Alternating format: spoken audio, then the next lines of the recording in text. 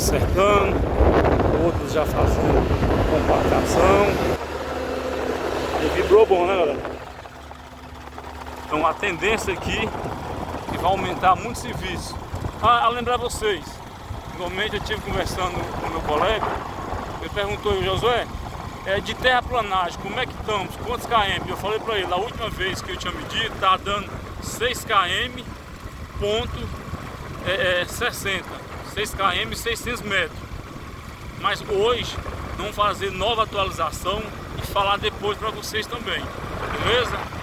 É isso que o pessoal que eu vi, a gente vai estar aí levando a notícia conforme vocês pedem. É isso que eu quero dizer. O que a gente puder fazer para deixar vocês atualizados, ainda faz pouco, porque vocês também colaboram para estar ajudando isso que está acontecendo aqui.